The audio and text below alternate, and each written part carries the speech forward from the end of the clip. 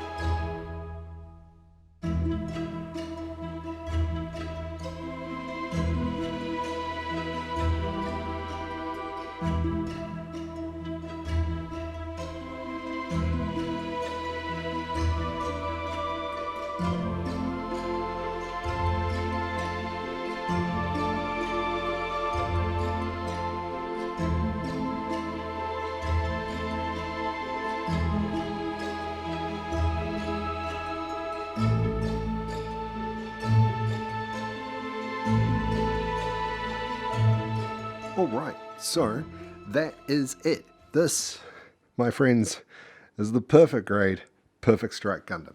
Now, it's kind of hard to get full scale on how big this guy is, but despite the distance and the framing and everything, he sitting on his base, he's almost as tall as the TV in the background there. Now, granted, that is only a 32-inch TV. Don't get me wrong, it's not a huge TV, but he is like 1.5 feet, if not taller. He's absolutely humongous. I love him to pieces. So the perfect grade, perfect strike is a big kit. It took about 14 hours, as demonstrated by the 7 or 8 minutes worth of time lapse that you've just struggled through. I do apologize for that, but not really. So yeah, he's super cool. I do have a few gripes about him though. First off is he's a little bit on the flimsy side in a couple of spots. I find the shoulder armor, I may not have built it right, or I've snipped something too much, or I haven't snipped something enough. And I find a couple of the bits on the shoulders up here, especially the one on the opposite side to this, don't sit in very well. So it's just got kind of this little T-shaped little point where it connects in, and it just kind of sits there. Luckily, with this big shoulder unit on, it holds it in place, so it's not going anywhere anytime soon. And the other one was I was having a bit of trouble actually having the top of the AL Striker backpack to stay on top of the part that plugs into the back of the unit. I don't seem to have that problem anymore. I was missing a little join part at the bottom of its back, which stops it from falling over backwards from the weight of its own backpack and the weapons, which I'll get to in a minute. The weapons are a whole nother beast entirely. And then finally, the head unit here. So in the head unit, there is a small LED thing that you build yourself. So I'll actually pull the head off. Oh, there we go. So the head comes apart pretty easily, like that. There is a small, come on, there we go, small piece on the back here. You pull this off, leaves the inside of it kind of exposed, and you can pull out this little unit here. Stops focusing on my thumb. Here we go. So we pull this little unit out here. So this is an LED unit that you build yourself, which is great. It's nice to have something that isn't the standard Bandai piece of crap LED units. Problem is, it needs a battery, because of course they're not included, and it needs this battery that I straight up forgot to get, or even look for, when I went to the shops earlier today. So I'm a little bit annoyed at myself, but I'm also slightly annoyed at Bandai for creating a thing that needs a very specific type of battery, despite me buying a multi-pack when I bought the batteries for their other LED units, and none of them fit. So that's really frustrating. But that's probably the biggest gripe about the build itself. The rest of the build, super easy, super smooth. The plastic is lovely. The overall finish looks amazing. The little silver parts and details, it's absolutely incredible. This kit doesn't need a huge amount of work once it's put together. I might go through and add in some extra stickers and bits and pieces like that, because I've already done it kind of on the legs here, but I don't feel like it needs it. But I am a little bit on the worn out side after having built it, so we'll see how we feel in about a week's time. I'll probably pull it off the shelf, take parts off it, and start putting stickers on it to make it look really cool. Now the other thing is extra plastic. Let me get into that. Alright, so what do I mean about extra plastic? Well, first off, here is a Ziploc bag that I use for storage, full of bits of plastic that I've cut off, plus pretty much a full runner for the the Sky Grasper, which doesn't even come with this kit. So that's pretty full on. And then you've got this bag, which is another bag full. There's 8 runners in here in total, 5 of which have only 2 or 3 pieces taken off them, which is absolutely insane. There is enough plastic there to build a master grade. And then finally, you've got what's actually left over for the build itself. So obviously you've got the beam sabers in there, you got the one for the ship sword, You've got the 2 backpacks for the Buster and the Sword Strike backpacks. You've got a couple of extra pairs of hands.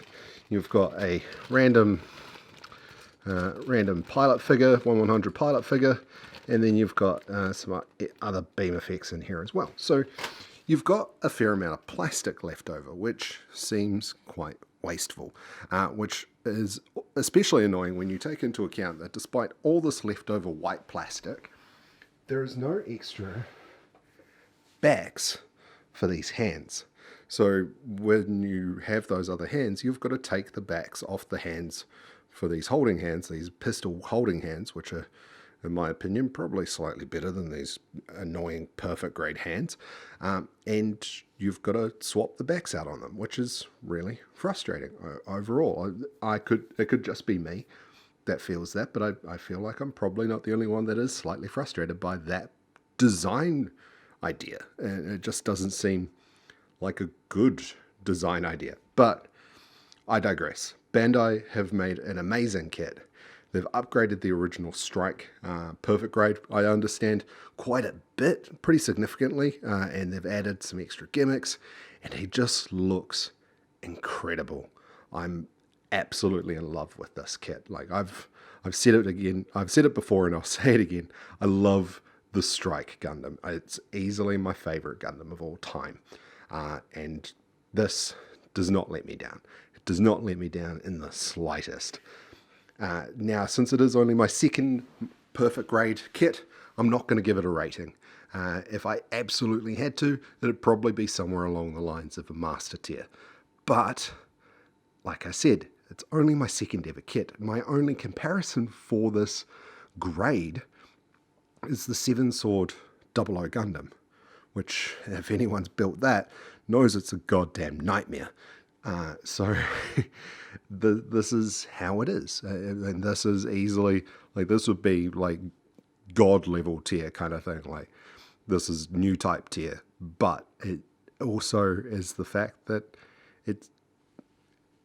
it's only my second ever perfect grade. So I need a few more kits before I come back and revisit this one and think, yes, no, maybe, what would I rate it? So we'll have to see in the future. I'll probably come back and tack a little bit onto this video.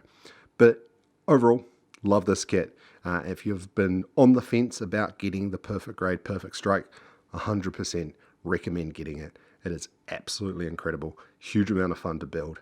Great way to spend a good week if you're wanting to go into the full detail and you're taking your time with nips and things like that. But from a distance, if you didn't know that I am a speed builder and I don't clean my nips up very well, you probably wouldn't be able to tell for the most part. There's a couple of really obvious ones, but otherwise most of them are really well hidden by the build. So I love it. I absolutely love it. $450, well spent. Happy birthday to me, because this was a birthday present to myself. Just saying. Anyway, thank you very much for watching. If you've made it this far into the video, I'm probably like 20 minutes in or something ridiculous by this point. Thank you for sticking with me for this long. I will see you in the next video. Please leave likes, subscribe, comment, all that good stuff down below. And I will see you next week for whichever kit I end up picking. Either the Freedom or the Impulse. We'll see. We will see. It's going to be another seed kit. I can guarantee you that much. Right. Enough from me rambling. Thank you for putting up with me this far, and I'll see you next week.